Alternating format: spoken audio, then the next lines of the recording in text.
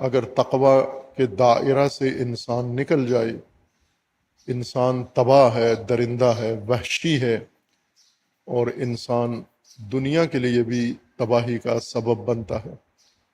آج کی انسانیت اس بات کا منہ بولتا ثبوت ہے۔ بے تقوی انسانیت، بے تقوی مسلمین، بے تقوی جمہوریت پسند، بے تقوی سیاستدان، بے تقوی علماء، بے تقوی رسوماتی لوگ، ان سب کی زندگیاں آپ کے سامنے ہیں کہ تقوی اگر نہ ہو انسان کی کیا کیفیت بنتی ہے۔ عاشور اسی بات کی نشاندہی کرتا ہے۔ عاشور خط فاصل ہے، حد فاصل ہے انسانیت اور درندگی کے درمیان، یہ بتانے کے لیے کہ تقوی میں زندگی انسان کی گزرے اس کا کیا نتیجہ ہے، اور تقوی کے بغیر انسان کی زندگی اس کا کیا نتیجہ ہے۔ سید الشہداء علیہ السلام نے صبح عاشور ان بے تقوی لوگوں کو تقوی کی دعوت دی ہے۔ عباد اللہ اتقوا اللہ وکونوا من الدنیا علی حذر، بندگان خدا تقوی اختیار کرو اور دنیا سے برحذر رہو۔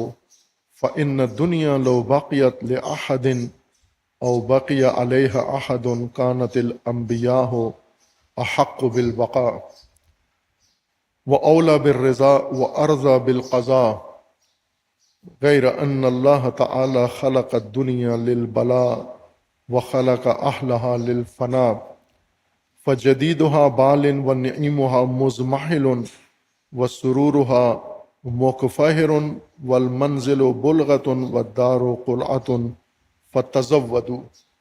یہ عاشور کا خطبہ ہے، صبح عاشور غالباً پہلا خطبہ ہے امام علیہ السلام کا۔ فتزودوا، زاد و توشہ اپنے پاس اکٹھا کرو، زاد و توشہ لو۔ فإن خیر الزاد التقوی، اور سب سے بہترین توشہ تقوی ہے۔ فاتقوا اللہ لعلکم تفلحون، تقوی اختیار کرو تاکہ مفلحون میں سے، نجات یافتگان میں سے اور فلاح یافتگان میں سے ہو جاؤ۔ چونکہ تقوی اتنے ہی لوگوں میں تھا جو امام حسین علیہ السلام کے ساتھ کھڑے ہوئے تھے، یہ جماعت با تقوی تھی، اور باقی جو امام کے سامنے شمشیر بستہ اور صف بستہ دشمن تھے، یہ بے تقوی لوگ تھے، کہنے کو مسلمان تھے لیکن بے تقویت نے ان کو قاتل و درندہ بنا دیا۔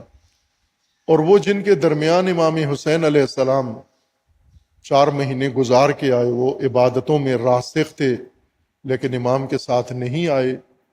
عبادت تھی، دینداری تھی، لیکن تقوی کے بغیر۔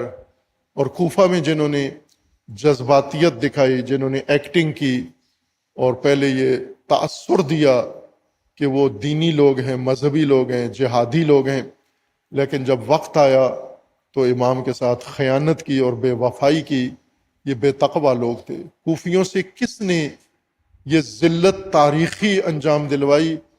تقوی کے فقدان نے، بے تقوی ہونے نے کوفیوں کو اس ذلت پر گرایا ہے۔ اور یہ ہستیاں جو کربلا میں 72 تن، مشہور روایت کے مطابق، یا مشہور قول کہیں، روایت تو نہیں، مشہور قول کے مطابق، مشہور رائے کے مطابق 72 تن کربلا میں تھے، یہ با تقوی تھے۔ اس کو تقوی کہتے ہیں، یہ مجسم تقوی ہے جو کربلا کے اندر ہمیں نظر آتا ہے۔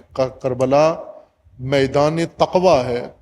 جس نے تقوی کربلا سے حاصل کیا ہے وہ ہمارے زمانے میں اس عصر میں امام خمینی ہیں، جن کی فقہ، شریعت، دین کا منبع بھی کربلا ہے، جن کی سیاست کا منبع بھی کربلا ہے، جن کے تقوی کا منبع بھی کربلا ہے۔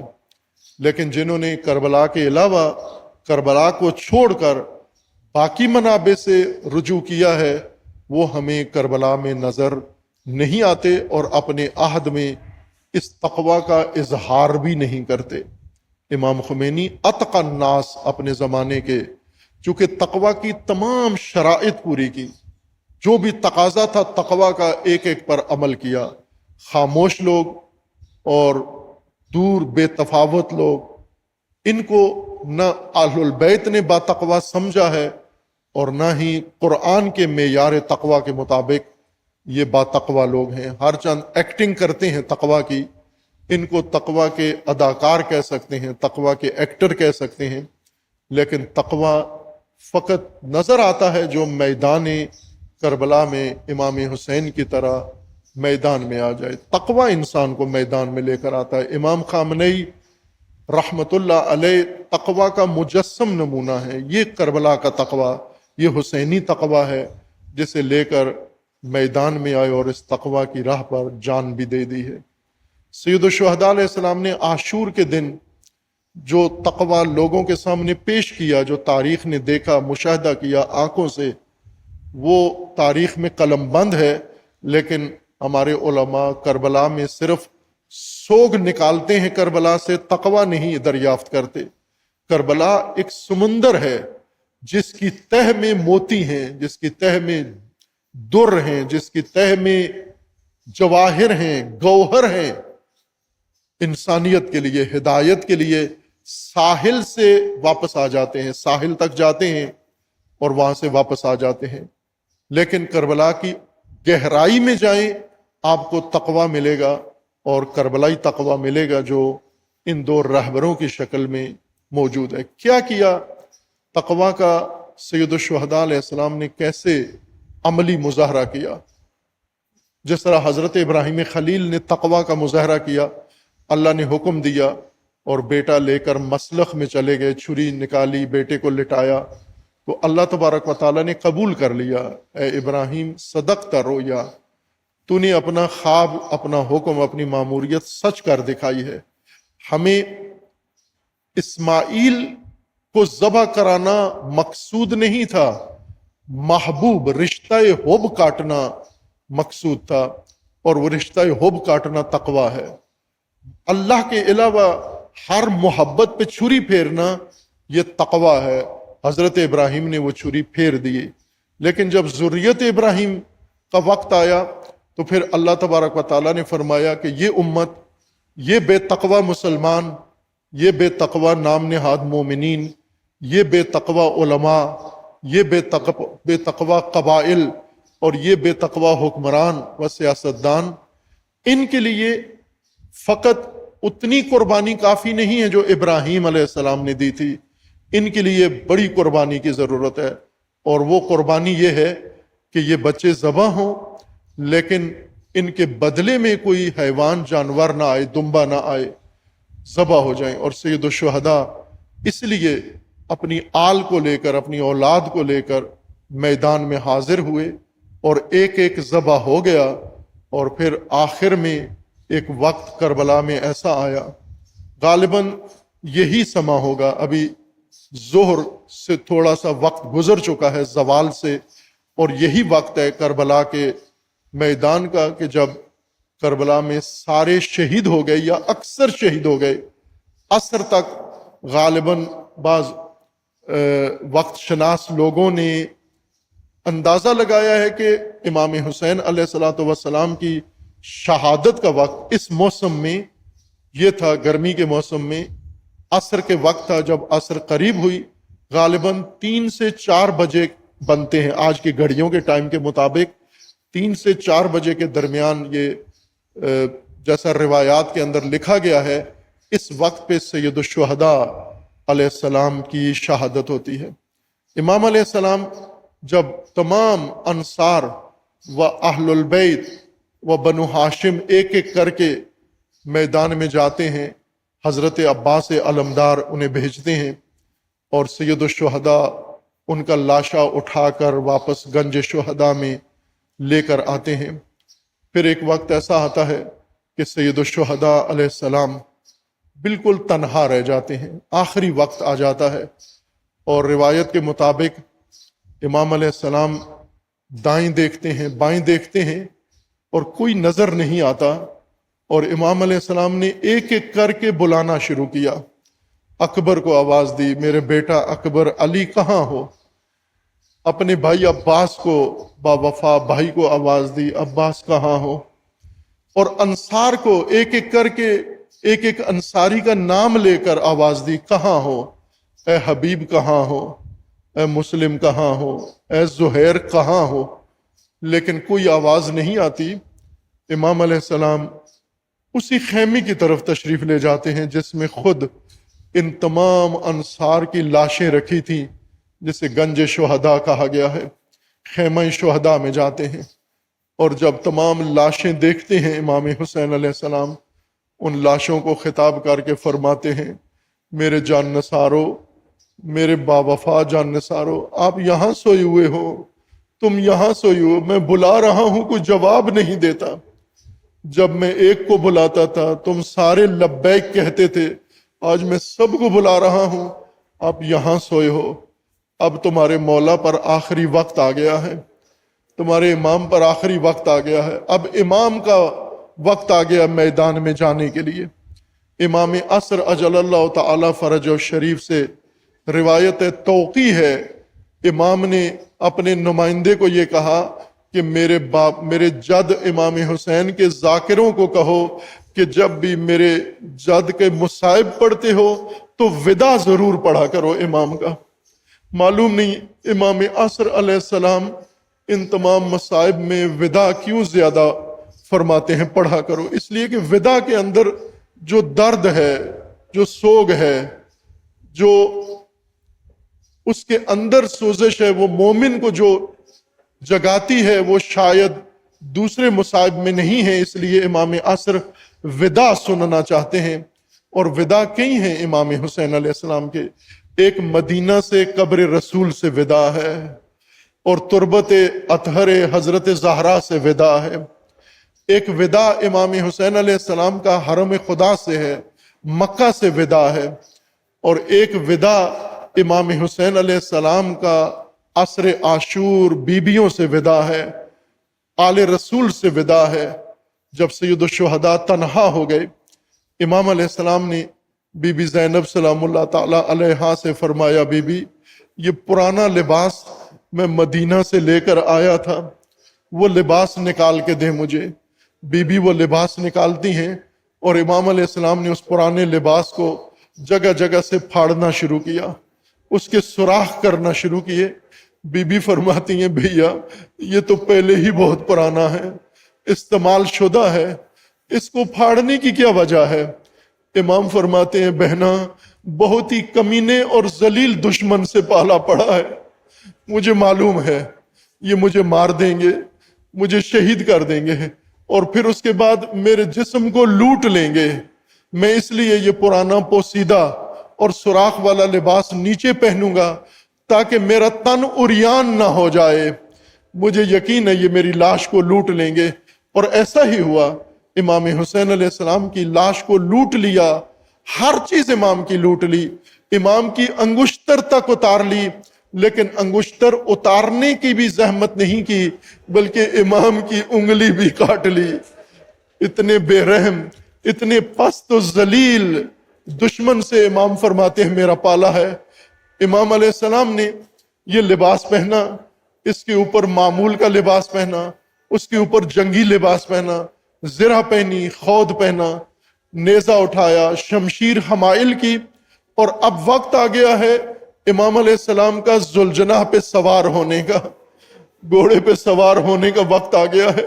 یہ بہت مظلومیت کا لمحہ ہے، شاید امام عصر اسی لمحے کو سننا چاہتے ہیں کہ امام علیہ السلام اس سے پہلے جب بھی اپنی سواری پر مدینہ میں بیٹھنا چاہیں یا کربلا میں یا سفر میں، تو دائیں بائیں عباس علمدار آ جاتے، ایک طرف علی اکبر کھڑے ہو جاتے، ایک طرف ہاشمی جوان کھڑے ہو جاتے، کوئی رکاب تھامتا، کوئی لگام تھامتا، اور امام کو سوار کرتے، اور پھر کچھ امام کے پیچھے کچھ امام کے ساتھ چلتے۔ لیکن آج مظلوم کربلا، غریب الغربا پر یہ وقت آ گیا ہے، امام دائیں دیکھتے ہیں، بائیں دیکھتے ہیں، کوئی نظر نہیں آتا۔ امام علیہ السلام آسمان کی طرف دیکھ کر اللہ تبارک و تعالیٰ کو گواہ قرار دے کر امام رکاب میں پاؤں رکھتے ہیں، اور امام گھوڑے پر سوار ہو جاتے ہیں، اور اس کے بعد امام علیہ السلام گھوڑے کو ایڑ لگاتے ہیں، گھوڑا آگے نہیں چلتا، قدم نہیں اٹھاتا۔ امام علیہ السلام نے گھوڑے کو خطاب کیا، مجھے معلوم ہے تو تھک گیا ہے، تو پیاسا ہے، تو صبح سے میرے ساتھ خیمے سے میدان میں جاتا ہے، لاشیں اٹھا کے واپس خیمے میں لاتا ہے، با وفا ہے تو، انسانوں سے زیادہ با وفا ہے تو نے ابھی تک تھکن کا احساس نہیں کیا، بس آخری دفعہ مجھے لے جا، میں تیری زحمت کم تمام کر دوں گا، اب واپس نہیں آؤں گا۔ لیکن پھر بھی گھوڑا قدم نہیں اٹھاتا۔ امام علیہ السلام نے جب گھوڑے کی نگاہوں کو دیکھا، گھوڑے کی نگاہوں کا تعاقب کیا، تو پھر امام علیہ السلام سے زین چھوٹ گئی، امام سے زین چھوٹ گئی، پھر امام زین پہ نہیں بیٹھ سکے، زین پہ نہیں رہ سکے۔ وہ کیا منظر تھا، وہ بڑا دردناک قیامت کا منظر تھا۔ عزیزو، کبھی کبھار ہوتا ہے نا، آپ سفر میں جاتے ہو، زیارات کے لیے جاتے ہو، آپ کی چھوٹی لاڈلی بیٹی جب راستے میں آ جاتی ہے، آپ کے پاؤں سے لپٹ جاتی ہے، جب آپ کی گاڑی کے سامنے آتی ہے تو پھر آپ سے حرکت نہیں ہوتی، پھر خواتین آتی ہیں، اس لاڈلی کو لیتی ہیں، اس کو اندر لے کے جاتی ہیں، اس کو بہلاتی ہیں۔ امام حسین علیہ السلام نے جو قیامت کا منظر دیکھا، عزادارو اجرکم ربکم، امام حسین علیہ السلام نے کیا منظر دیکھا؟ وہ چھوٹی سکینہ گھوڑے کی ٹانگوں سے لپٹ کر رو رہی ہے اور فریادیں کر رہی ہے، گھوڑے سے باتیں کر رہی ہے اور خطاب کرتی ہے، میرے بابا کے گھوڑے، میرے بابا کو نہ لے کے جانا، میں صبح سے دیکھ رہی ہوں، جو بھی گیا واپس نہیں آیا۔ چچا عباس گئے پانی لانے کا کہہ کر، واپس نہیں آئے، بھیا اکبر گئے واپس نہیں آئے، کوئی بھی واپس نہیں آیا۔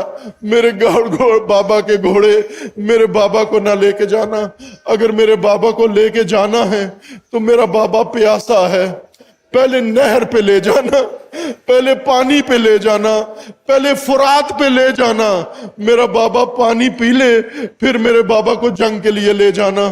اور پھر آخری بہن بی بی کیا کرتی ہے؟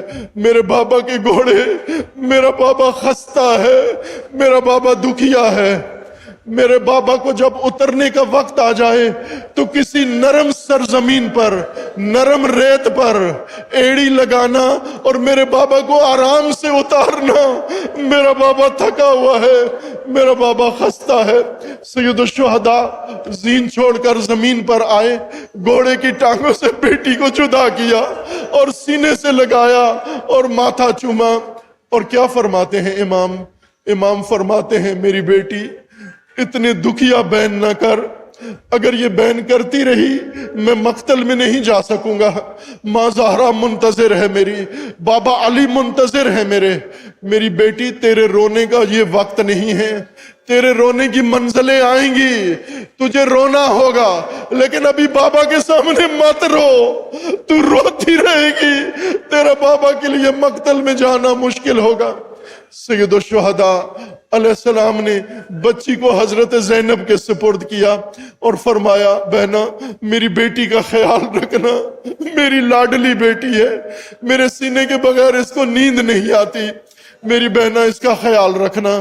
امام علیہ السلام دوبارہ گھوڑے پر سوار ہوتے ہیں، سوار ہو کر چند قدم گھوڑے کو مقتل کی طرف چلاتے ہیں۔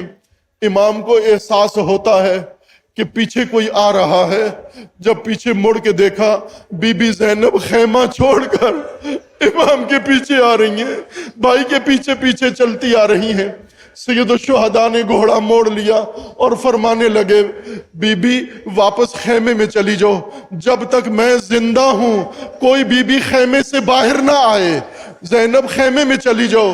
بی بی زینب امام کے فرمانے پر پیچھے آ جاتی ہیں، اور پھر اس کے بعد امام علیہ السلام نے دوبارہ مقتل میں جانے کا ارادہ کیا، گھوڑے کو ایڑ دی، گھوڑے نے چلنا شروع کیا، اور ادھر خیمے کے در پر ثانیہ زہرا ہاتھ اٹھا کے اور ہاتھ لہرا کے بھیا کو خطاب کر کے کہتی ہیں، میرے پیارے بھیا، میرے پیارے حسین، او فاطمہ کے بیٹے، او زہرا کے لال، محلن محلہ، آہستہ آہستہ جا، اتنی جلدی کیا ہے جانے میں؟ میری ماں کے بیٹے، میرے ماں جایا، اتنی جلدی کیا ہے؟ کیوں جلدی ہم سے دور ہو رہا ہے؟ ذرا واپس اپنا رخ انور دکھاتا جا۔ امام حسین علیہ السلام بی بی کو تاکید کرتے ہیں، بی بی خیمے میں رہنا، جب تک میں زندہ ہوں کوئی باہر نہ آئے۔ امام علیہ السلام مقتل میں جاتے ہیں، علی کے پیاسے بیٹے نے جنگ شروع کی۔ روایتوں میں تفصیل سے امام کی جنگ کا ذکر ہے۔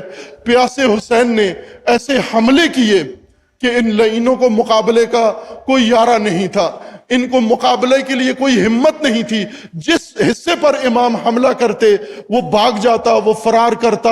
اور پھر اس کے بعد عمر سعد نے حکم دیا کہ آپ حسین کو پیاسا اور حسین کو تھکا ہوا نہ سمجھو، اس کی رگوں میں علی کا خون ہے۔ تم نے علی کی جنگیں نہیں دیکھی، علی کیسے جنگ لڑتے ہیں۔ حسین علیہ السلام کو اس طرح سے نہیں بلکہ گھیر لو، جس کے ہاتھ میں جو کچھ ہے وہ حسین پہ برسانا شروع کر دے۔